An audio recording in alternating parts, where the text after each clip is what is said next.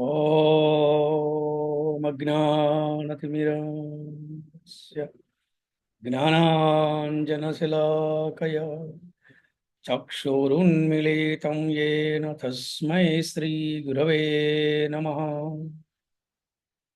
श्रीचैतन्यमनोभीष्टं स्थापितं येन भूतले स्वयं रूपः कदा मह्यं ददाति स्वपदान्तिकम्। नमो विष्णुपदाय कृष्णप्रेष्ठाय भूतले श्रीमते भक्तिवेदान्त स्वामिनिति नाम्ने। नमस्ते सरस्वती देवे गौरवाणी प्रचारिणे निर्विशेष शून्यवादी पाश्चात्यते सतारिणे। जय श्री कृष्ण चैतन्य प्रभु नित्यानंद श्री अद्वैत गदाधर श्रीवासादि गौर भक्त वृंद। हरे कृष्णा कृष्ण कृष्ण हरे हरे हरे हरे राम राम राम हरे हरे। ओम नमो भगवते वासुदेवाय। ओम नमो भगवते वासुदेवाय। ओम नमो भगवते वासुदेवाय। ओम नमो भगवते वासुदेवाय। ओम नमो भगवते वासुदेवाय। ओम नमो भगवते वासुदेवाय। హరే కృష్ణ. భక్తులందరికీ శ్రీకృష్ణ శుభమస్తు. అలాగే ఏకాదశి శుభాకాంక్షలు. మనము భాగవత కథలలో వేదవ్యాసుడి గురించి నిన్న మనము మొదటి భాగాన్ని మనము చెప్పుకున్నాము. ఈ రోజున రెండవ భాగాన్ని మనము చెప్పుకుందాము. మరి నిన్న జరిగిన క్లాసులో ముఖ్యంగా వేదవ్యాసుడు తల్లిదండ్రులు ఎవరు, వేదవ్యాసుడు ఆవిర్భవించడానికి ప్రధానమైన కారణం ఏమిటి, ప్రభుజీ వేదవ్యాసుడు సత్యవతి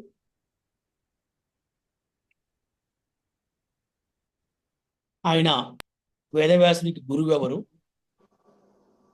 అలాగే వేదవ్యాసుడు వేదాలను ఏ విధంగా రచించారు, అలాగే శ్రీమద్ భాగవతాన్ని రచించడానికి ప్రధానమైనటువంటి ముఖ్య కారణం ఏమిటి, నారదుల వారు వేదవ్యాసుడికి ఏమని ఆజ్ఞాపించారు, ఆదేశాన్ని ఇచ్చారు, నారదముని ఏ విధంగా వ్యాసదేవుడికి కృపా కటాక్షాన్ని చూపించారు, ఇలాంటి ఎన్నో విషయాలను మనము చర్చించుకున్నాము. అలాగే ఈ రోజున మనము ఎప్పుడైతే నారదముని రావటము, వ్యాసదేవుడికి ఆదేశాన్ని ఇవ్వటము, ఆ తర్వాత నారదముని వారు ఆయన లోక సంచారానికి వెళ్ళిపోయారు. ఎలాగా? హరికీర్తనతోటి. మరి నారదుల వారు ఎప్పుడు ఎలా ఉంటారు? హరికీర్తనతో ఉంటారు. ఇప్పుడు నిరంతరం కూడా నారాయణ నారాయణ నారాయణ అనుకుంటుంటారు. ఇప్పుడు వరకు ఒక పార్ట్. మరి ఇప్పుడేంటి నెక్స్ట్? నారదముని వెళ్ళిపోయారు. తర్వాత శ్రీల వ్యాసదేవుడు తన ఆశ్రమములో గురుదేవుడు ఉపదేశించిన రీతిగా, అంటే గురుదేవుడు ఎవరు? శ్రీ నారదుల వారు వ్యాసదేవుడికి గురుదేవుడు అనమాట. ఏం ఉపదేశించారంటే ఆయన, నేను మనం చెప్పుకున్నాము, మళ్ళీ ఒకసారి రిపీట్ చేస్తున్నాను. అంటే వేదవ్యాసుడు చాలా చింతనతో ఉన్నాడు, దుఃఖముతో ఉన్నాడు. అంతకన్నా ఆయనకి తృప్తి, సంతృప్తి, ఆనందం అనేది లేదు. ఎందుకు? వేదాలు రచించినప్పటికీ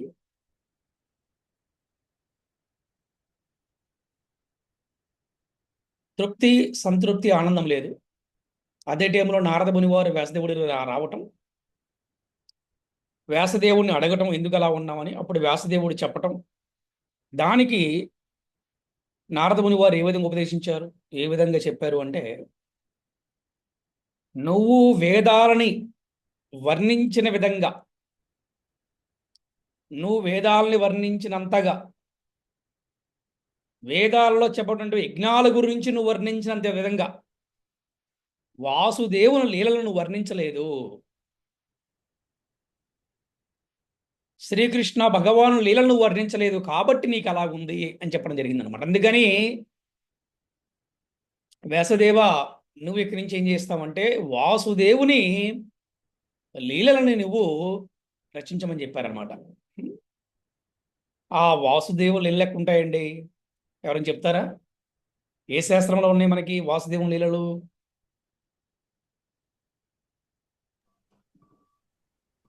భాగవతం ప్రభుజీ. భాగవతం. భాగవతం.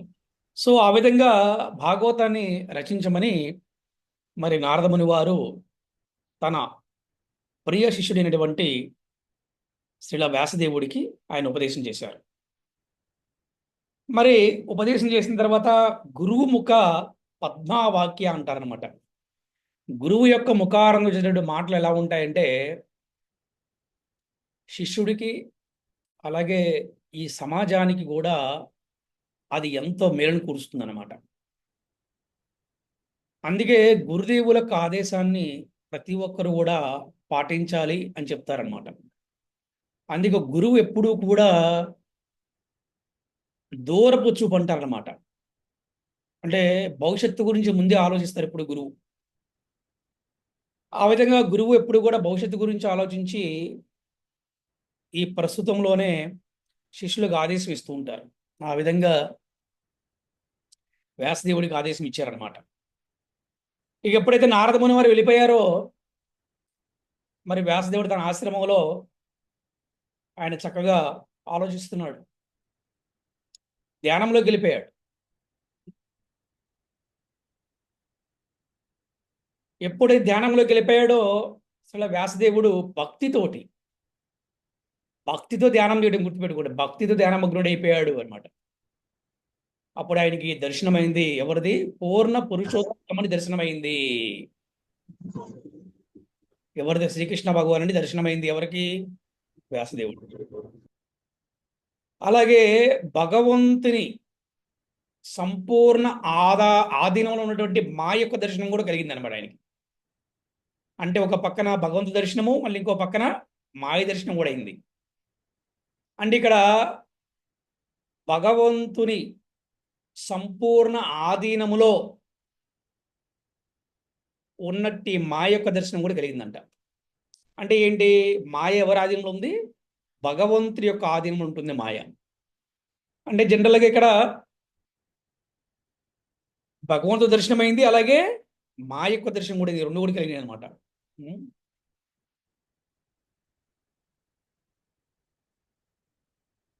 ఆ విధంగా జీవునికి భగవంతునికి మధ్య మాయ నిలిచి ఉండటం గాంచగానే ఆయనకి అసలు విషయం అర్థమైంది.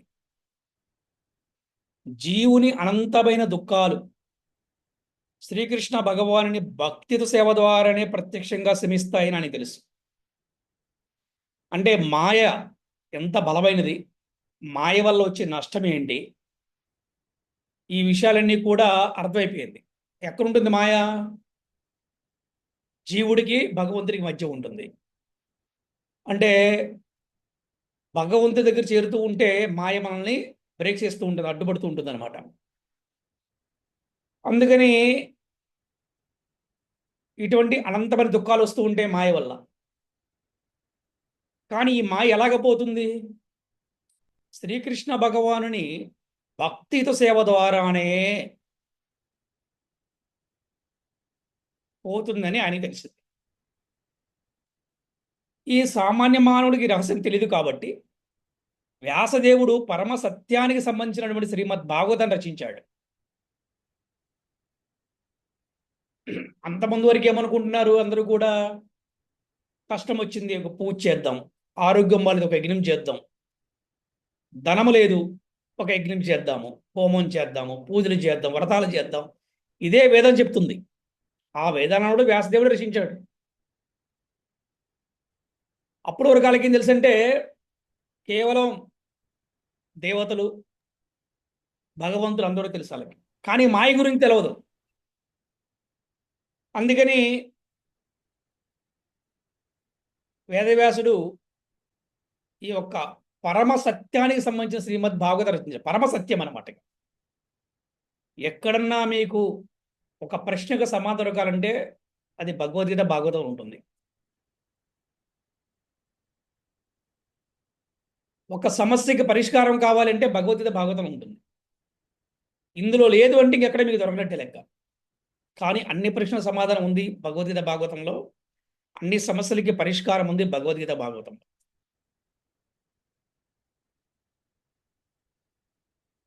ఈ కలియుగ జనుల మందభాగ్యాన్ని తప్పించడానికి వేదాలని రచించినప్పటికి కూడా తనకే ఆత్మసంతృప్తి కలిగినట్టు వ్యాసదేవుడు ఆ విధంగా కృష్ణధ్యానం నిలిచి మానవుల దుఃఖానికి ఉపశమనం ఏమిటి అని ఆలోచిస్తే కృష్ణ భక్తి ఒకటే పరిష్కారం అని నిర్ణయించాడు వ్యాసదేవుడు. గుర్తుపెట్టు. ఎందుకు దుఃఖం అంటే కరెక్టే కదా. ఏదో ఒక సమస్య వచ్చింది, ఒక కష్టం వచ్చింది, దానికోసం ఒక పూజ చేశారు, ఆ సమస్య పోయింది, మళ్ళీ ఇంకో సమస్య వస్తుంది. అందుకప్పుడు ఎప్పుడు దుఃఖమే కదా. అందుకని ఈ దుఃఖానికి ఉపశమనం ఏమిటి అని ఆలోచిస్తే కృష్ణ భక్తి ఒకటే పరిష్కారం అని నిర్ణయించాడు అనమాట. అందుకే కృష్ణ భక్తులు ఎప్పుడు కూడా దుఃఖాలలో ఉండరు. మేబీ కష్టంలో ఉండొచ్చు. కష్టం వేరు, దుఃఖం వేరు.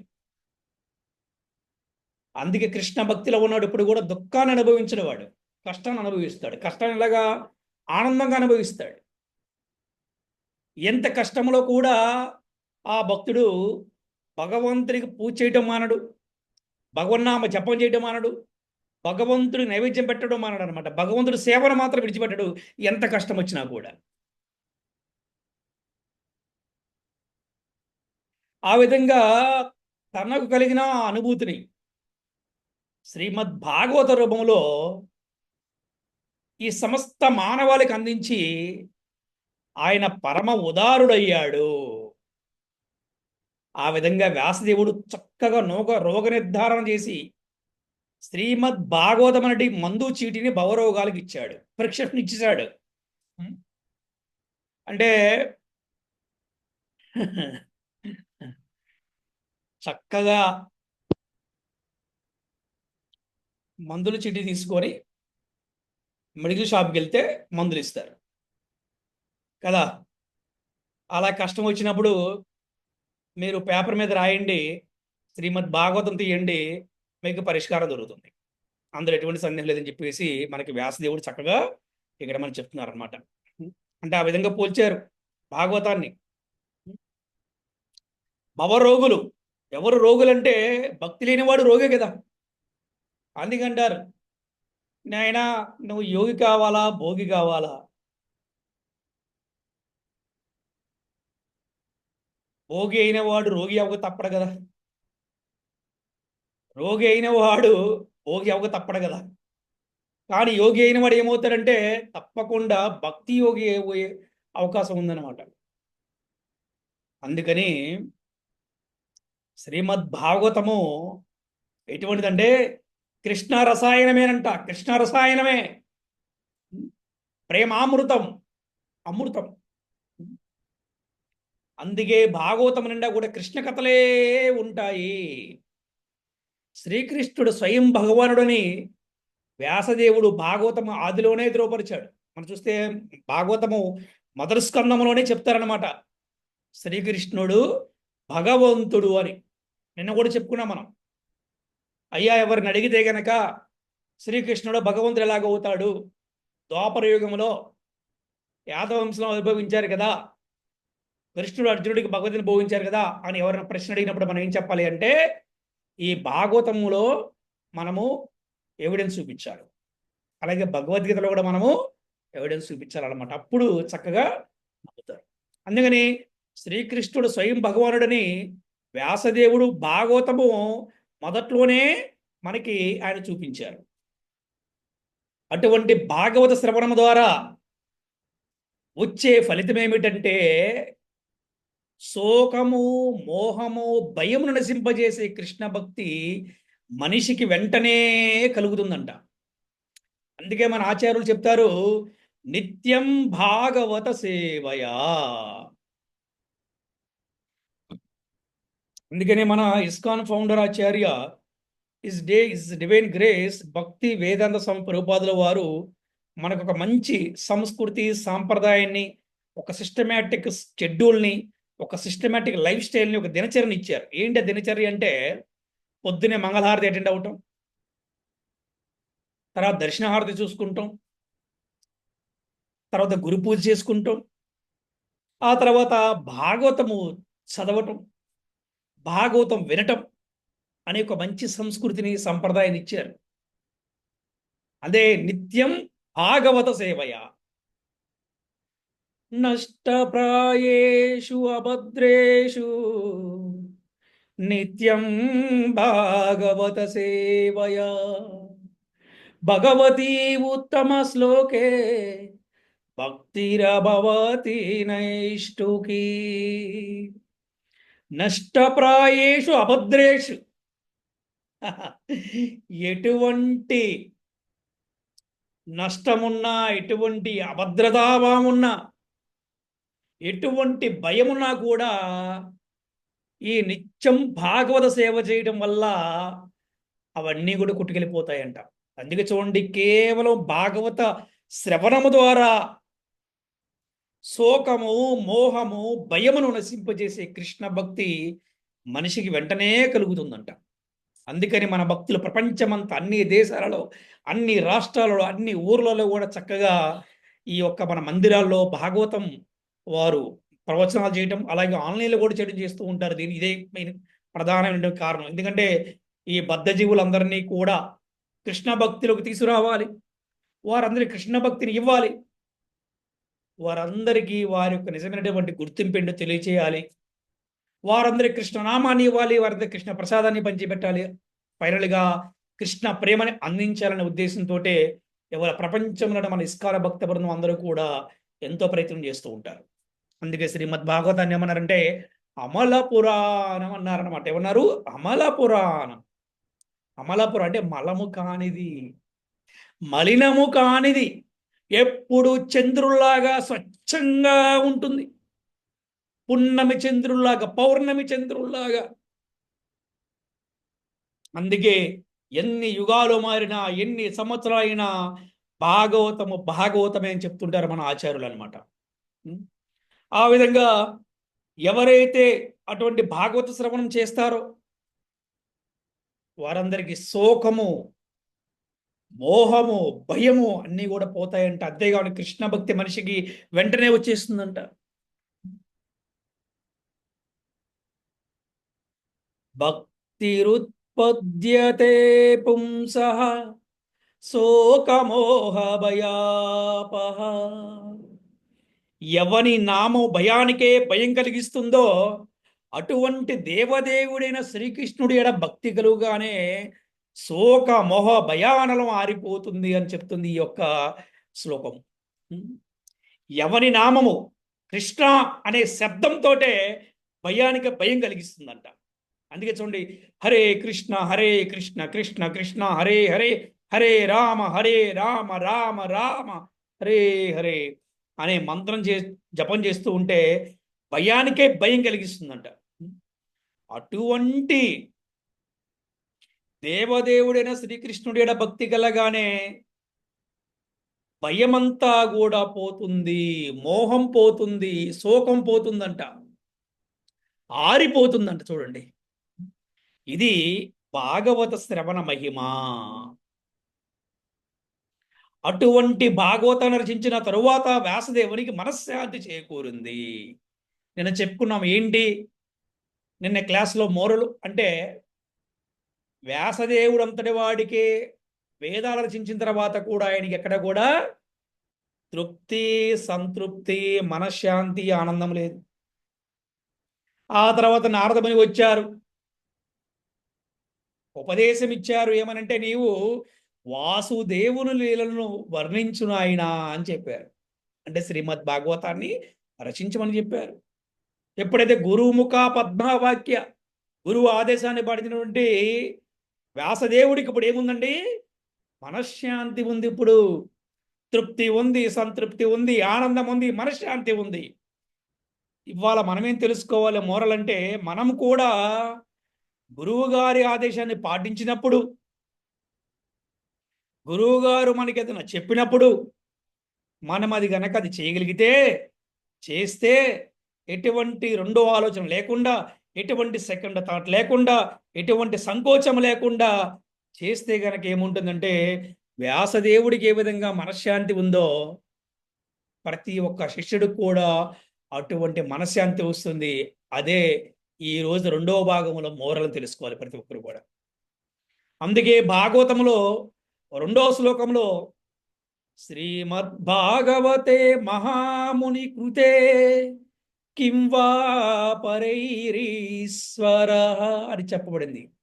అంటే మహాముని అయిన వ్యాసదేవుడు రచించిన శ్రీమద్భాగవత భగవద్ అనుభూతిని పొందడానికి సర్వ విధములైన యోగ్యమై ఉన్నప్పుడు వేరొక గ్రంథం యొక్క అవసరమేమిటి? ఎస్, ఇది చాలా చాలా ఇంపార్టెంట్. అరే, భగవంతుడి ప్రేమను పొందడానికి, భగవంతుడి అనుభూతిని పొందడానికి సర్వ విధాల యోగ్యమైనటువంటి గ్రంథం ఉన్నప్పుడు, శ్రీమద్ భాగవతం ఉన్నప్పుడు వేరొక గ్రంథం యొక్క అవసరమేమిటి? సరే, ఎంత బాగా చెప్పారో. ఇది ఒక చాలా ఇంపార్టెంట్ పాయింట్ ఈరోజు క్లాస్లో. అందరూ నోట్ చేసుకుని, ఎవరు రన్నింగ్ నోట్స్ కనుక రాసుకుంటే నోట్ చేసుకునే భవిష్యత్తులో మీరు కూడా ఎవరికైనా క్లాసులు చెప్పాలంటే ఈ విధంగా చక్కగా కూడా మీరు క్లాసులు చెప్పొచ్చు అనమాట కదా. అందుకేనంట ప్రభుజీ మళ్ళీ చెప్పరా ప్రభు. శ్రీమద్ భాగవత్ అంటే భగవంతుడు అనుభూతిని పొందడానికి అన్ని విధాల యోగ్యమైనటువంటిది భాగవతము ఉన్నప్పుడు, అన్ని విధాల అనుకూలమైనటువంటి భాగవతం ఉన్నప్పుడు వేరొక గ్రంథం యొక్క అవసరం ఏమిటి? బా, ఎంత బాగా చెప్పారు అసలు. వింటుంటేనే ఎంత ఎంత ఆనందంగా ఉంది, ఎంత సంతోషంగా ఉంది అసలు. అది అంటే అది నిజంగా నిజంగా చదివిన వాడికి, అర్థం చేసుకున్న వాడికి, ఆచరించిన వాడికి, ఆచరించి బోధించేవాడికే ఇటువంటి అనుభూతిని పొందుతాడేమో. అబ్బా, నాకైతే మాత్రం ఎంతో ఆనందంగా ఉంది, ఎంతో తృప్తిగా ఉంది, ఎంతో సంతృప్తిగా ఉంది, ఎంతో మనశ్శాంతిగా ఉంది ఈ మాట వింటే చూడండి కదా. అరే, భాగవతమే మన ఎదురుగుండా ఉంది. అరే, భాగవతమే మనతో ఉంది. ఈ భాగవతం మనందరికీ సరళమైన భాషలో ఉంది. మన ఆచార్యులు చక్కగా మనందరికీ అర్థమయ్యే విధంగా మనకి అందించారు. అన్ని విధాల భాగవతం వల్ల లాభాన్ని పొందగలుగుతాము. అన్ని విధాల భాగవతం వల్ల మనకి శోకము, మోహము, భయము, కష్టాలు అన్నీ పోతాయి కదా. అటువంటప్పుడు భాగవతము కాకుండా వేరే గ్రంథము యొక్క అవసరం ఏమిటి? చాలా బాగా చెప్పారు. బా, శ్రీల ప్రభుపాదికి జై. మహానుభావుడు, జగద్గురువు. బా, ఏంటో ఈ రోజున ప్రభుపాదులు బాగా గుర్తుకొచ్చేస్తారు. అఫ్ కోర్స్ రోజు గుర్తుంటారు, బట్ ఇవాళ ఇంకా ఎక్కువ.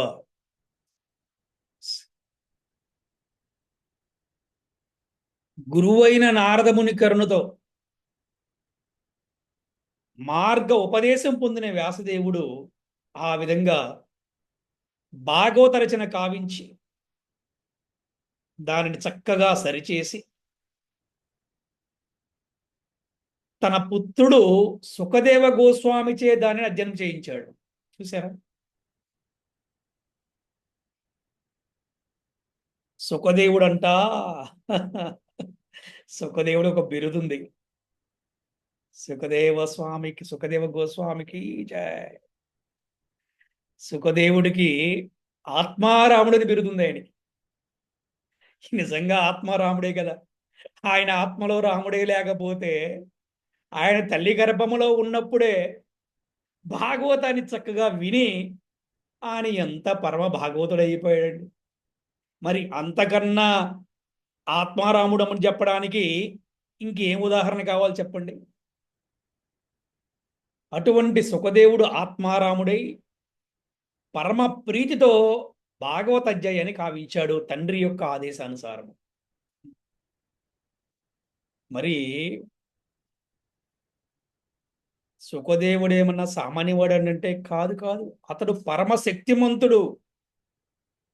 అలాగే విష్ణుజనులకు పరమ ప్రియమైన వాడు. ఈ ప్రకారంగా కృష్ణు నుండి బ్రహ్మదేవునికి, బ్రహ్మదేవుని నారదునికి, నారదు నుండి వ్యాసదేవుడికి వినిపింపబడినటువంటి శ్రీమద్ భాగవతము తదనంతరము గ్రంథ రూపంలోకి వచ్చి శ్రీల సుఖదేవ గోస్వామిచే అధ్యయనము కావించబడింది. ఆ తర్వాత గంగా నది ఒడ్డున పరీక్షిణ మహారాజుకి సుఖదేవ గోస్వామి మొట్టమొదటిసారి ఈ ఒక ఆ భాగవత కీర్తనము చేశారు. పరీక్షిత మహారాజు భాగవత శ్రవణం చేశారు.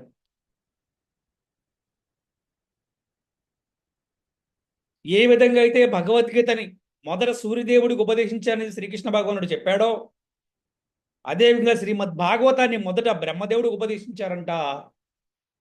బ్రహ్మ నుండి నారదుడికి, నారదు నుండి వ్యాసదేవుడికి. దీన్నే గురు శిష్య పరంపర అంటారనమాట. అందుకే ఈ సాంప్రదాయం చాలా గొప్పది మంది.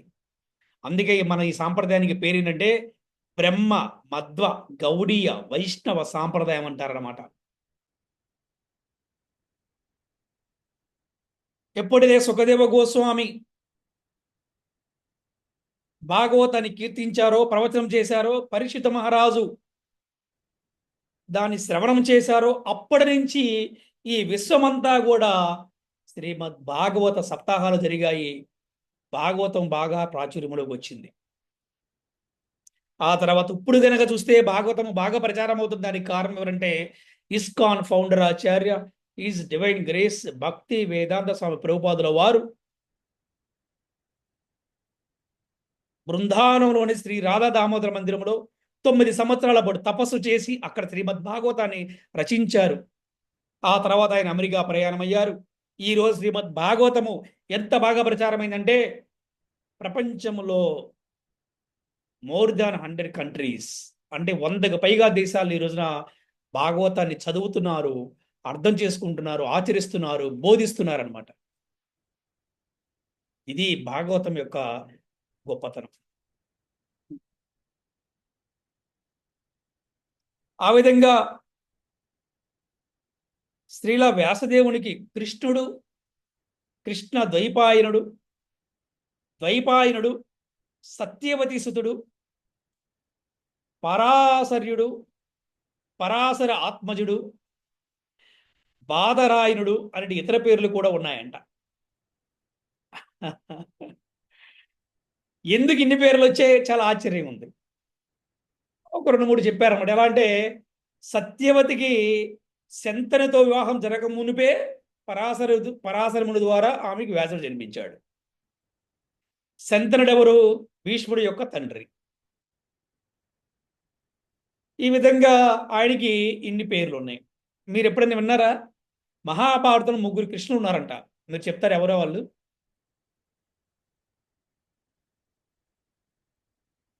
చెప్పగలరా? మహాభారతంలో 3 కృష్ణులు ఉన్నారంట. ఎవరైనా చెప్తారా?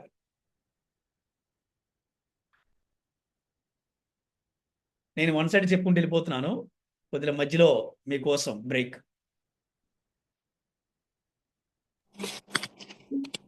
ముగ్గురు కృష్ణులా?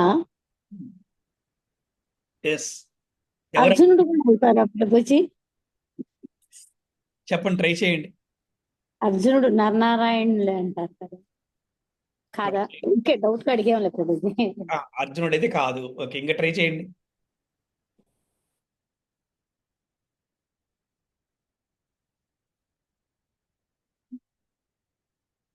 మీరు ట్రై చేస్తారా? మళ్ళీ నేను చెప్పేయాలా? ట్రై చేయండి.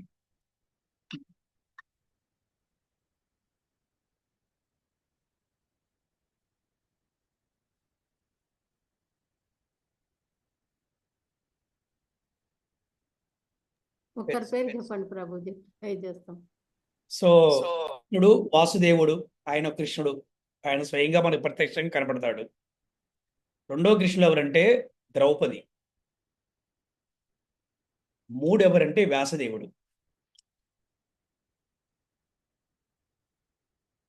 ద్రౌపది ఎట్లా ప్రభుజీ? ఎస్, ఎందుకంటే అది మా ఆచార్యులు చెప్తుంటే విన్నాం అనమాట. అందుకనే తనకంత శక్తి ఉంది. తనకి ఎటువంటి శక్తితో మీకు చెప్తాను. 5 భర్తలతోటి సంసారం చేయడం, చిన్న కంప్లైంట్ లేకుండా 5 భర్తల యొక్క ఆశీర్వచనం, 5 భర్తల యొక్క ప్రేమను కూడా పొందింది. అంటే ఒక నియమం ఉందన్నమాట. ఒక భర్తతో 1 సంవత్సరం పాటు తను సంసారం చేసిన తర్వాత మళ్ళీ వేరే సంవత్సరం, ఇంకో సంవత్సరం వేరే భర్త దగ్గరికి వెళ్ళినప్పుడు తన మనసులో ఇంకొక భర్త గురించి ఆలోచన రాకూడదు. అందుకని తను సంవత్సరం పాటు కనుక సంసారం చేస్తే మళ్ళీ సంవత్సరం పాటు తపస్సు చేసి అప్పుడు మళ్ళీ ఇంకో భర్త సంసారానికి వెళ్ళేది. ఇది ఎవరి వల్ల అవుతుందంటే కేవలం భగవంతుడి యొక్క అంశల వల్ల అవుతుందని, మామూలు వల్ల కాదనమాట. అలాగే వ్యాసదేవుడి యొక్క ప్రధానమైన పాత్ర కనుక మనం చూస్తే కనుక ఈ కురువంశానికి ధృతరాష్ట్రుడు, అలాగే పాండురాజు, అలాగే విదురుడు, వీళ్ళ ముగ్గురికి జన్మనిచ్చింది ఎవరంటే వ్యాసదేవుడే. మీకు ఆ స్టోరీ మరి తెలిసే తెలియదో మళ్ళీ ఇంకోసారి ఎప్పుడు చెప్పుకుందాము. ఆ విధంగా ముగ్గురు అక్క చెల్లెలు అంబ, అంబిక, అంబాలిక.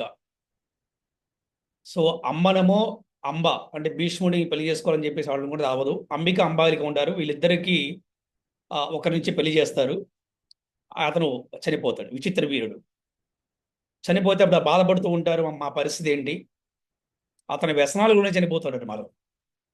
అప్పుడు సత్యవతి చెప్తుంది, నా కుమారుడైనటువంటి వ్యాసుడు వచ్చి మీకు గర్భధానం చేస్తాంటే, గర్భధానం అంటారు, గర్భధాన సంస్కారం అంటారు ఆ రోజుల్లో. అలాగా వ్యాసుడే వచ్చి స్వయంగా వారికి గర్భధానం చేశాడు అనమాట. ఇద్దరిలో ఒకరికి భయం వేసి కళ్ళు మూసుకుంటే, అప్పుడు కళ్ళు మూసుకుంది కాబట్టి తనకి గుడ్డివాడు పుడతాడని చెప్పేసి ఇంకొక దాసిని కూడా పంపిస్తారు. అలాగ దాసి పుట్టినవాడే విదురుడు అనమాట. సో ఈ విధంగా అందుకని మహాభారతం ముగ్గురు కృష్ణులు అంటారు. ఒకరు వాసుదేవుడు అంటే మనకి కృష్ణుడు, ద్రౌపది, అలాగే వ్యాసదేవుడు అనమాట. అందుకే మీరు ఇక్కడ చూడండి, మీకు అందుకని చూడండి, ఆయనకి ఏం పేర్లు, వ్యాసదేవునికి కృష్ణుడు అనగా నాకు గుర్తుకొచ్చింది ఇప్పుడు. అలాగే కృష్ణ ద్వైపాయనుడు, ఇలాంటి పేర్లన్నీ కూడా వ్యాసదేవుడికి ఉన్నాయన్నమాట. ఇకపోతే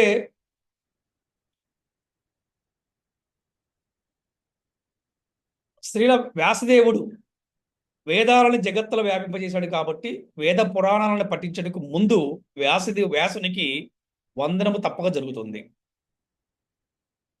అందుకే చూడండి, ఇప్పుడు మనం కనుక చూస్తే మన ఆచార్యులు అంటే గురుస్థానంలో ఉన్న వాళ్ళు కూర్చున్న ఆసనాన్ని ఏమంటారంటే వ్యాస ఆసనం అంటారు. ఎందుకంటే మనకి వేదాంతం అంతా కూడా ఎవరు అందించారంటే మనకి వ్యాసదేవుడు అందించాడు అనమాట. అందుకని వారికి ప్రణామములు అని చెప్తారన్నమాట.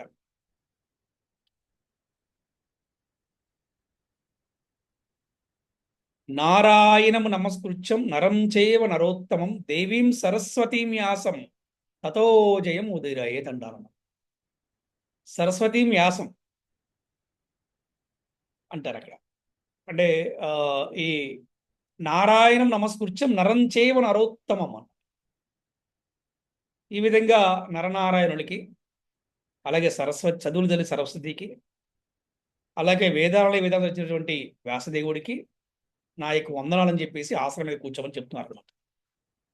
అందుకని మన ఈ వైదిక సంస్కృతిలో, ఈ సనాతన ధర్మంలో మనకి ఏ ఆచార్యులైనా కూడా వారి యొక్క ఆసనాన్ని స్వీకరించినప్పుడు దాన్ని వ్యాసాసనం అంటారు. అందుకే భగవద్గీత భాగవతం చెప్పే ముందు ఈ శ్లోకాలు మనం చెప్పే క్లాసులు చెప్తాం. మీరు వినే ఉంటారు. మంగళాచరణలో వస్తుందన్నమాట మనకి. నారాయణ నమస్కృత్య నరం చేవ నరోత్తమం దేవీం సరస్వతీ మ్యాసం తతో జయం ముద్రయేత్ నష్టపరాయేషు అభద్రేషు నిత్యం భాగవత సేవయ భగవతి ఉత్తమ శ్లోకే భక్తిరభవతి నైష్టుకి. ఇలాగ మనం చెప్పుకుంటాం. కృష్ణాయ వాసుదేవాయ దేవకీ నందనాయ చ నందగోప కుమారాయ గోవిందాయ నమో నమః అని మనము చెప్పుకుంటాం అనమాట. అలాగే బ్రహ్మసూత్రాలు కూడా రచించాడు వేదవ్యాసుడు. అవి కూడా చాలా సుప్రసిద్ధమైనవి. ఆ విధంగా ప్రతి ఆచార్యుడు తమ సిద్ధాంత స్థాపనకు ప్రధానము ఎవరు మనకి ఆధారం అంటే మనకి వ్యాసదేవుడు అనమాట. అలాగే శ్రీమద్ భాగవతమే బ్రహ్మసూత్రాలకు సహజ భాష్యమని శ్రీ చైతన్య మహాప్రభు వివరించారు. కాబట్టి గౌడీ వైష్ణవులు వేరొక ప్రత్యేకమైన భాష్యము కొరకు ప్రయత్నించలేదు. అందరూ అంటారు బ్రహ్మసూత్రాలు అంటారు కదా. ఆ బ్రహ్మసూత్రాలకి భాష్యం ఏంటంటే, అంటే బ్రహ్మసూత్రం ఏంటి, బ్రహ్మదేవుడు భగవంతుడు స్తుతించాడు అంతే. అందుకని ఆ బ్రహ్మసూత్రాలకు భాష్యం ఏంటంటే భాగవతంలో ఉన్న భాష్యమే సహజమైన భాష్యం అని చెప్పేసి చైతన్య మహాప్రభు వివరించారు. కాబట్టి మన ఒక్క గౌడీ వైష్ణవుడు, మన భక్త బృందం కూడా వేరొక ప్రత్యేకమైన భాష్యం కోసం ప్రయత్నించలేదు. కానీ 18వ శతాబ్ద ఆరంభంలో రామానుజ సాంప్రదాయం సభ్యులు జైపూర్లో గౌడీ సాంప్రదాయం యొక్క ప్రామాణికతను ప్రశ్నించడంతో పాటు శ్రీల బలదేవ విద్యాభూషణులు అలాగే శ్రీల గోవిందదేవు నిర్దేశంలో బ్రహ్మసూత్రాలకు గోవింద భాష్యం రాయడం జరిగిందనమాట. సరే, ఇవన్నీ కూడా ఒక మనకు సబ్జెక్టు. చాలా వరకు మనం ఇంకా వివరంగా చాలా చెప్పుకోవచ్చు అనమాట. ఆ విధంగా వ్యాసదేవుడు వచ్చినటువంటి మహాభారతం కూడా మహా అద్భుతమైంది. మహాభారతం కూడా మనకి ముఖ్యంగా, అందుకని మన వైష్ణవులకి మనకి ఏంటి, మనం ఏ శాస్త్రం చదవాలని కనుక ఎవరు అడిగితే కనుక మనకి ముఖ్యంగా మన ప్రధానమని నోట్ చేసుకోండి. ఎవరైనా కూడా ఒకటి మొట్టమొదట భగవద్గీత చదవాలి. నోట్ చేసుకోండి. ఎవరైనా ఫస్ట్ భగవద్గీత చదవాలి, తర్వాత భాగవతము, తర్వాత శ్రీ చైతన్య చరితామృతము, ఆ తర్వాత మహాభారతము. ఈ 4 చదువుకుంటే చాలు మనకి. మీరు చూస్తే కనుక ఇవన్నీ కూడా కలుస్తాయి. ఇందులోని అందులో వస్తే, అందులోని ఇందులో వస్తే జనరల్ కలుస్తూ ఉంటాయి అన్నమాట. ఈ విధంగా చాలా మహాభారతం చాలా అద్భుతమైంది, మహా అద్భుతమైంది చెప్పారన్నమాట. అనర్గళంగా తాను పలికే భారత కథను నిరాటంకంగా గ్రంథస్థం చేయడానికి విఘ్నేశ్వరుణ్ణి వ్యాసదేవుడే ఎంచుకున్నాడంట. అందుకే భగవద్గీతని మన వచ్చి మహాభారతాన్ని రచించింది ఎవరు అంటే వ్యాసుడు చెప్తుంటే, అంటే వ్యాసదేవుడు చాలా, అంటే బాగా ఆయన వాక్కు చాలా ఫాస్ట్గా ఉంటుందంట. దాన్ని చక్కగా అర్థం చేసుకుని ఎవరు రాయగలరు అనుకున్నప్పుడు విఘ్నేశ్వరుని ఎంచుకున్నారంటే వ్యాసదేవుడు, అంటే వినాయకుడిని ఎంచుకున్నారనమాట. అందుకే భగవద్గీతకి వినాయకుడికి సంబంధం ఉంది, మహాభారతానికి వినాయకుడు కూడా సంబంధం ఉందన్నమాట. ఆ విధంగా మహాభారతము వ్యాసదేవుడు, విఘ్నేశ్వరుడు అంటే వినాయకుడు సమిష్ట కృషి అనమాట. అది ఈ కృషి ఉంది వాళ్ళకి. అందుకనే వినాయకుడికి ప్రథమ పూజను కూడా ఇచ్చారు ఆచార్యులు. ఆ విధంగా తన తల్లి అయిన సత్యవతి మరియు శంతరుని పుత్రుడైన భీష్మదేవుడు ఇరువురి అభ్యర్థన పైన వ్యాసదేవుడు ధృతరాష్ట్రుడు, పాండురాజు, విదురుడు అనేది 3 తేజవంతులైన పుత్రులకు జన్మనిచ్చాడు. నేను ఇంతకుముందు చెప్పాను మీకు. నేను ధృతరాష్ట్రుడికి, పాండురాజుకి, విదురుడు కూడా ఎవరు తండ్రి? వ్యాసదేవుడే. మీకు చాలా క్లియర్గా ఇంతకుముందు చెప్పాను నేను, మీకు రాకముందు చెప్పాను మీకు నేను. కురుక్షేత్ర రణము ముగిసి వీరులందరూ మరణించిన తర్వాత వ్యాసదేవునిచే మహాభారతం రచింపబడింది. అంటే మొత్తం మహాభారత యుద్ధం పూర్తి అయిపోయిన తర్వాత ఈ మహాభారతాన్ని రచింపబడింది. అట్టి మహాభారతము తొలిసారి పరీక్షిత మహారాజు తనయుడైన జనమేజయుని ఆస్థానంలో వినిపించబడింది. ఇక్కడ బాగుంది కదా, భలే చక్కగా వినాలనిపిస్తుంది చూడండి.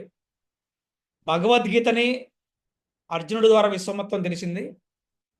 భాగవతము అర్జునుడి మనవడైనటువంటి పరీక్షిత్తు మహారాజు ద్వారా విశ్వమత్త తెలిసింది. మళ్ళీ అర్జునుడి మునిమనుడైనటువంటి జనమేజయుని ద్వారా మళ్ళీ మహాభారతం అనేది ప్రచారంలోకి వచ్చింది. చూసారా? అంటే వీళ్ళందరూ కూడా ఈ వంశస్థులందరూ కూడా, ఈ పాండు వంశస్థులందరూ కూడా ఈ సమాజానికి వారు ఎంత మేలు చేశారు, ఎంత ఉపకారం చేశారని మనము అర్థం చేసుకోవచ్చు అనమాట. ఈ విధంగా వ్యాసదేవుడు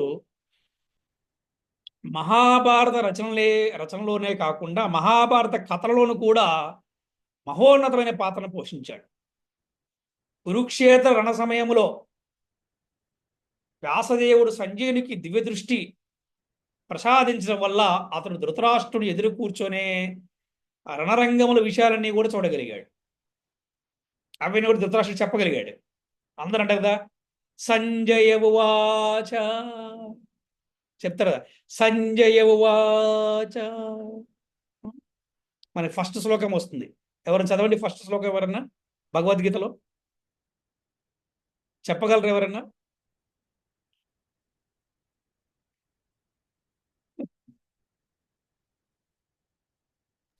హరే కృష్ణ ప్రభుజీ. ఆ. ధర్మక్షేత్రే కురుక్షేత్రే సమవేత యుత్సవ మామక పాండవ చైవ కిమకరువత సంజయ.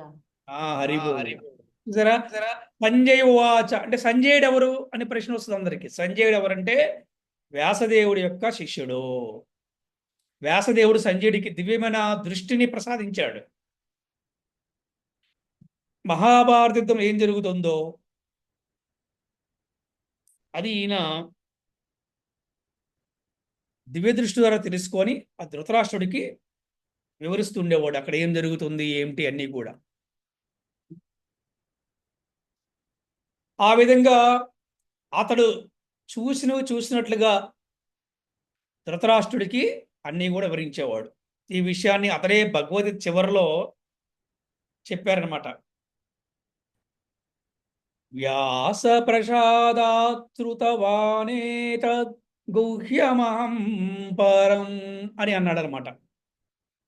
అంటే అర్జునుడితో స్వయంగా సంభాషిస్తున్న యోగీశ్వరుడి శ్రీకృష్ణుడు నుండి ఈ పరమ గుహ్య వచనాలను తాను వ్యాసదేవుని కరుణతో ప్రత్యక్షంగా విన్నట్లు సంజయుడు తెలిపాడు. ఈ ప్రకారంగా కలియుగ జనులకు జ్ఞాన ఉపదేశం చేయడానికే వేదాల యొక్క రచనకు అవతరించిన వ్యాసదేవుడు సమస్త మానవాళి కూడా గురుదేవుడయ్యాడు.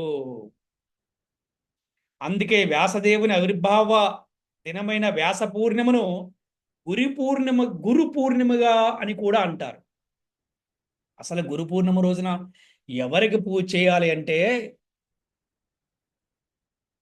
ఎవరికైతే గురువు ఉన్నారో వారి గురువుని పూజ చేసుకోవాలి. అందుకే ఆ గురువు యొక్క బర్త్డేని కూడా ఏమన్నారంటే వ్యాస పూజ అంటారు. ఎందుకు వ్యాస పూజ అన్నారంటే ఆ గురువు ఎవరంటే వ్యాసదేవుని యొక్క ప్రతినిధి. వ్యాసదేవుడు ఆది గురువు. అందుకని వ్యాస పూర్ణిమను అంటే ఆ రోజున వ్యాసదేవుడు ఆవిర్భవించాడు కాబట్టి ఆ వ్యాస పూర్ణిమను గురు పూర్ణిమ అని అంటారనమాట. అందుకని ఆ రోజు ఎవరికి పడితే వాళ్ళకి పూజలు చేయటం కాదనమాట. సో ఒకటి వేదవ్యాసుడికి, రెండోది ఎవరికంటే ఎవరికైతే గురువు ఉంటారో వారు శిక్షా గురువు కావచ్చు, దీక్షా గురువు కావచ్చు, వారిని వారు పూజించుకోవచ్చు అనమాట. ఆ రోజు అందరూ కూడా తమ గురువులను పూజించడము ఆనవాయితీగా వస్తుంది. దాని అర్థం ఏంటంటే గురువు వ్యాసదేవుని యొక్క ప్రతినిధి. పురాణ ఇతిహాసాలను రచించి వేద విభజన చేసి అనంతమైన వేద జ్ఞానాన్ని జనులకు అందించిన వ్యాసదేవుడు తన గురుదేవుని ఆదేశంపై శ్రీమద్ భాగవత రచన చేయడం జరిగింది. భాగవతములో పరమ జ్ఞానము కీర్తించబడిందని చివరిలో చెప్పబడింది. కృష్ణస్తు భగవాన్ స్వయం అని చెప్పడమే పరమ జ్ఞానము. తెలుసుకోవాలి. ఇది చూడండి, ఇది నోట్ చేసుకోండి. కృష్ణస్తు భగవాన్ స్వయం అని చెప్పడమే పరమ జ్ఞానము. అంటే ఏంటి? భగవంతుని తెలుసుకోవటమే పరమ జ్ఞానము. భగవంతుడు ఎవరండి? కృష్ణుడు. అందరి ప్రశ్న కదా, భగవంతుడు ఎవరు అంటే ఇక్కడ చెప్తున్నారు కృష్ణస్తు భగవాను స్వయం అని చెప్పడమే పరమ జ్ఞానం అంట. జ్ఞానం అంటే ఏంటంటే భగవంతుడు తెలుసుకుంటాం. భగవంతుడు ఎవరు? కృష్ణుడు.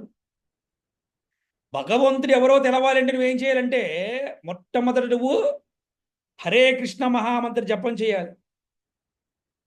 ఈ హరే కృష్ణ మహామంత్ర జపమాల ఎవరి దగ్గర తీసుకోవాలి? ఒక ప్రామాణికమైన గురువు దగ్గర నువ్వు హరే కృష్ణ మహామంత్ర జపమాల తీసుకొని మంత్రాన్ని తీసుకొని నువ్వు జపం చేయాలి.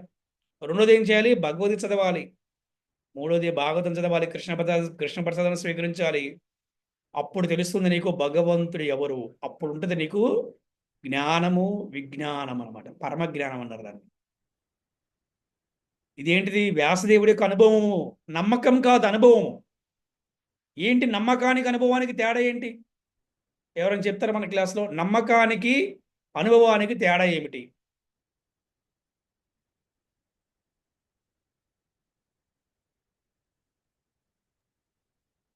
ప్రభుజీ, అనుభవం అంటే మన సెల్ఫ్ ఎక్స్పీరియన్స్ ప్రభుజీ.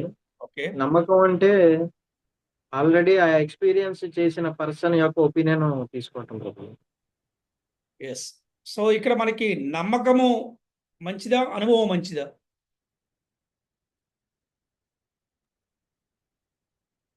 మనకి అనుభవం. నమ్మకం మేలు చేస్తుందా, అనుభవం మేలు చేస్తుందా? అనుభవమే మేలు చేస్తుంది. అనుభవం అనేది ఎప్పటికీ పోదు.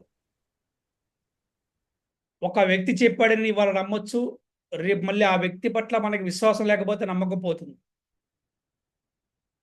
అందుకని ఒక్కసారి పర్సనల్గా అనుభవించారనుకోండి, ఎక్స్పీరియన్స్ అయ్యారనుకోండి, ఎవరిని చెప్పినా కూడా అనుభవం ఎప్పటికి కూడా చెదిరిపోదు. అందుకని నమ్మకం కళ లాంటిది, అనుభవము వాస్తవం లాంటిది అన్నమాట.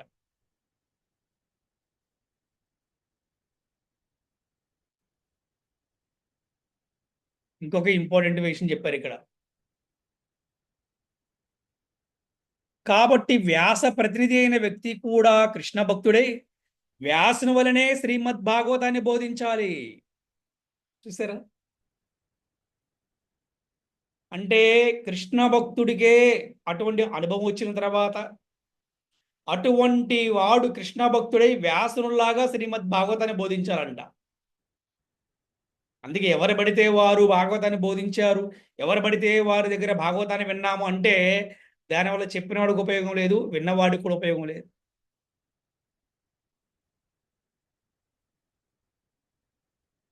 అందుకనే వ్యాసుడు వేదశాస్త్ర ప్రవర్తకుడు గనక జనులకు శాస్త్రబోధ చేసి పీఠము, శాస్త్రబోధ చేసే పీఠము వ్యాసపీఠంగా ప్రసిద్ధి చెందింది. సర్వ వేదాంత సారమైన శ్రీమద్ భాగవతం రచించిన శ్రీల వ్యాసదేవుడు ఆ అమల పురాణాన్ని తన పుత్రుడైనటువంటి సుఖదేవుడు పరీక్షిత్తు మహారాజుకి వినిపించే సమయంలో అందరితో పాటు తాను కూడా వచ్చి కూర్చున్నాడు. ఎవరండి? వ్యాసదేవుడు. ఆయన గురువు అయిన నారదముని కూడా అక్కడికి వచ్చి కూర్చున్నాడు. వారిలోనే కూర్చున్నట్టు సూత గోస్వామి తాను విన్నట్టి భాగవత కథను నైమిసారణ్యములో సౌనకాదిమునులకు వివరించడంతో పాటు అది లోకముల వ్యాప్తి చెందింది. అంటే సుఖదేవుడు భాగవతాన్ని ప్రవచనం చేసినప్పుడు అక్కడ వ్యాసదేవుడు ఉన్నాడంట, నారదుల వారు ఉన్నారంట, అలాగే సూత గోస్వామి కూడా ఉన్నారు. అందుకనే సుఖదేవ గోస్వామి తర్వాత మళ్ళీ సూత గోస్వామి ఆయన విన్నటువంటి భాగవత కథను నైమిసార్యం ఉన్నటువంటి మునులందరూ కూడా ఆయన వివరించారు. అక్కడి నుంచి బాగా ఇది ప్రచారమైందంట.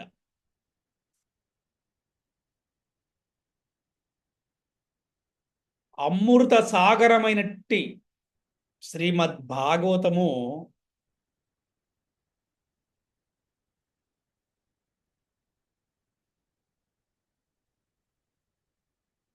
కర్ణగోచరము కానంత వరకే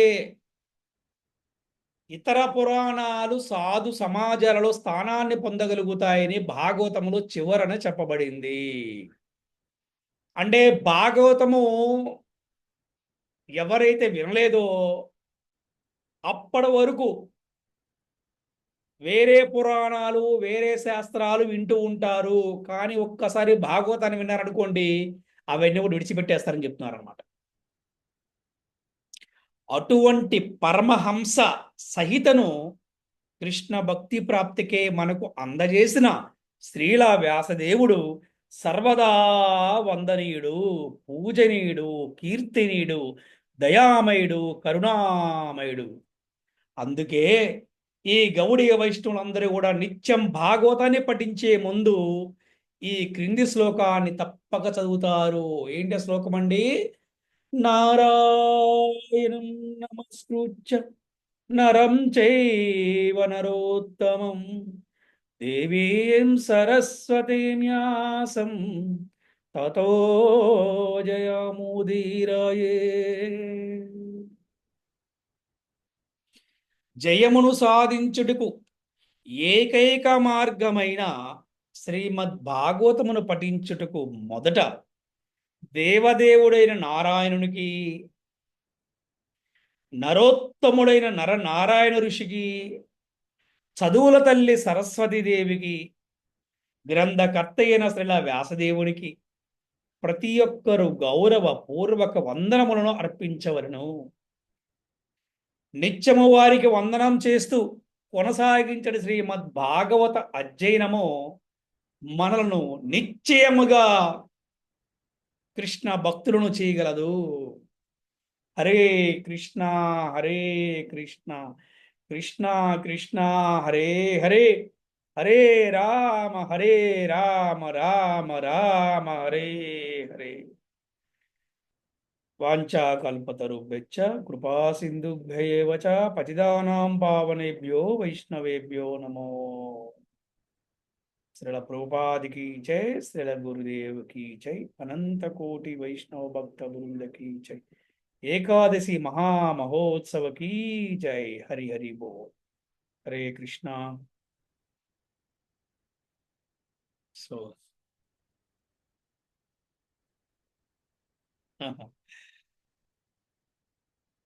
మనము నిన్న ఈరోజు భాగవత కథలోని శ్రీల వ్యాసదేవుడి కథని 2 భాగాలుగా మనం చెప్పుకున్నాం. వీటిలో మీకు ఎవరికైనా సందేహాలు ఉంటే అడగవచ్చు. అలాగే వేదవ్యాసుడు కథ ద్వారా మూరలేంటి, మీరు ఏమి తెలుసుకున్నారు, మీరు ఏమి అర్థం చేసుకున్నారు, మీరు ఏమి ఆచరించాలనుకుంటున్నారు కూడా చెప్పవచ్చు. హరే కృష్ణ. ప్రభుజీ, నిన్నటి క్లాస్ లో మనం చివరిగా నారద మహర్షి వ్యాస భగవానుడికి వేదాలను అయితే బాగా విభజన చేశావు, కానీ అందులో హరికథలు లేవు కాబట్టి హరికథలు రచించమని చెప్పి వెళ్ళిపోతారు ప్రభుజీ. ఆ తర్వాత వ్యాస భగవానుడు ధ్యానమగ్నుడైనప్పుడు అతనికి భగవంతుని దర్శనము అవుతుంది. అదే విధంగా భగవంతుని శక్తి అయిన మాయాదేవి దర్శనం కూడా అవుతుంది ప్రభుజీ. అప్పుడు అదే సమయంలో వ్యాసదేవుడు గ్రహించగలుగుతాడు ప్రభుజీ, భగవంతుని కృప వల్ల జీవులకి అనంతమైన దుఃఖాలు కేవలము భగవంతుని యొక్క భక్తియుక్త సేవ ద్వారా మాత్రమే భగ్నమవుతాయని చెప్పి గ్రహిస్తాడు ప్రభుజీ. ఇక్కడ వ్యాసదేవుడికి అర్థమవుతుంది ప్రభుజీ, కేవలము జీవులు భక్తియుక్త సేవ ద్వారానే మోక్షం పొందుతారు, ముక్తి పొందుతారు అని. కానీ ఆ భక్తియుక్త సేవ ఎలా చేయాలి, ఏ విధంగా చేయాలి అనేది అక్కడ వ్యాసదేవుడు ఆలోచిస్తూ ఉంటారు ప్రభుజీ. ఇందాక మీరు క్లాసులో చెప్పినట్టు ఎగ్జాంపుల్, ఏదైనా ఒక డిసీజ్ ని డయాగ్నోస్ చేశారు ప్రభుజీ, కానీ దానికి మెడిసిన్ ఏ మెడిసిన్ ఇస్తే అది క్యూర్ అవుతుంది అనే దాన్ని బట్టి ఇప్పుడు జనులు ఏ విధంగా అయితే ఈ జన్మ మృత్యు పరంపరలో చిక్కుబడి ఉన్నారో వారికి శ్రీమద్ భాగవతం అనే ఈ భౌరవులకి శ్రీమద్ భాగవతం అనే మందును వ్యాసదేవుడు రచించి ఇచ్చాడని చెప్పారు ప్రభుజీ. సో అండ్ ఇంకొకటి ప్రభుజీ, ఇప్పుడు ఏదైనా మనం మెడిసిన్ వాడితే ప్రభుజీ, ఆ మెడిసిన్ లో కంపోజిషన్ ఏముందనేది చూస్తాం ప్రభుజీ ఖచ్చితంగా. అదేవిధంగా ఈ మా శ్రీమద్ భాగవతంలో కంపోజిషన్ అనేది ఏముంది అని చూస్తే కృష్ణ రసాయనం అని ఉందని చెప్పారు ప్రభుజీ మీరు. సో అది చాలా బాగా ఉంది ప్రభుజీ, చాలా బాగా నచ్చింది. ఎందుకంటే ప్రభుజీ, కృష్ణ అను నామాన్ని పలికిన వెంటనే భయమునకే భయం కలుగుతుంది అనేది అన్ని శాస్త్రాల్లో ఆ ఉన్నది ప్రభుజీ. అదేవిధంగా ఈ భౌతిక ప్రపంచంలో ముఖ్యంగా కృష్ణ అని ఎవరు పలికినా వారికి ఇతర భోగభాగ్యాలు వస్తాయో రావో తెలియదు కానీ ప్రభుజీ, ఆ జీవుల యొక్క మోహం మటుకు కంపల్సరీగా పోతుంది ప్రభుజీ. తద్వారా వాళ్ళు ఆత్మ చింతన అనేది చేయటం మొదలు పెడతారు ప్రభుజీ. ఇంకోటి చాలా ఇంపార్టెంట్ పాయింట్ చెప్పారు ప్రభుజీ. జీవులు మోక్షం పొందుటకు శ్రీమద్ భాగవతం ఉండగా ఇతర గ్రంథాలు ఎందుకు అనేది చెప్పారు ప్రభుజీ. అది చాలా బాగా నచ్చింది ప్రభుజీ. అండ్ ఈరోజు క్లాస్ లో మోరల్ ఏంటంటే ప్రభుజీ, అంటే నేను తెలుసుకుంది, వ్యాస భగవానుడు అంతటి వాడే అన్ని రకాల వేదాలన్నీ విభజించి ఏ శ్లోకము ఏ వేదంలో ఉందో అంతా దాన్ని గ్రహించి విభజన చేసినప్పటికీ కూడా ఆయన దుఃఖభరితుడై ఉంటే కేవలము హరికథలు విష్ణు కథలు ద్వారా మాత్రమే అతడు ఆ దుఃఖాన్ని పోగొట్టుకుని శాంతిని పొందాడు ప్రభుజీ. అలాంటిది ఇక మన పరిస్థితి మనము ఆ, చెప్పడానికి కూడా చాలా దయనీయంగా ఉంటుంది ప్రభుజీ. కానీ అంతటి ఆయుష్ గాని అంతటి జ్ఞానం గాని కలియుగంలో మనకి లేదు కాబట్టి భగవంతుడు చైతన్య మహాప్రభు అవతారంలో వచ్చి కేవలము హరే కృష్ణ నామ జపం చేస్తే సరిపోతుంది, తద్వారా అన్ని రకాల వేదాలని పఠించినట్లు అన్ని రకాల శాస్త్రాలని అవగతం చేసుకున్నంత ఉపయోగం వస్తుందని చెప్పి మనకి అద్భుతమైన అవకాశాన్ని ఇచ్చారు ప్రభుజీ. సో అందరం కూడా ప్రతిరోజు ప్రతి నిమిషం కుదిరినన్ని సార్లు హరే కృష్ణ మహామంత్రాన్ని జపం చేద్దాము. భగవంతుడితో ఉన్న నిత్య సంబంధాన్ని అర్థం చేసుకోవడానికి ప్రయత్నిద్దాం Prabhuji. Hare Krishna Prabhuji.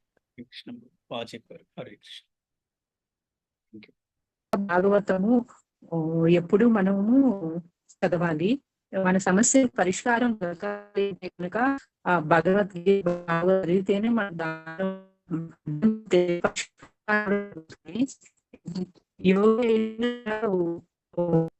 Recording in progress. Hare Krishna. Hare Krishna Krishna Krishna Hare Hare Hare Rama Rama Rama Rama Hare Hare Hare Krishna Krishna Krishna Hare Hare Hare Rama Rama Rama Hare Hare Hare Krishna Krishna Krishna Hare Hare Hare Rama Rama Rama Hare Hare. Hare Krishna. జయ జయ హరి హరి బోల్. హరే కృష్ణ. హరే కృష్ణ ప్రభుజీ. ధన్యవాద ప్రణామం Prabhuji. Thank you very much Prabhuji. Hare Krishna ప్రభు. హరే కృష్ణ. హరే కృష్ణ గురువుకి ధన్యవాదాలు. హరే కృష్ణ. హరే కృష్ణ ప్రభుజీ. దండవత ప్రణామాలు ప్రభుజీ. ప్రభు. హరే కృష్ణ ప్రభు.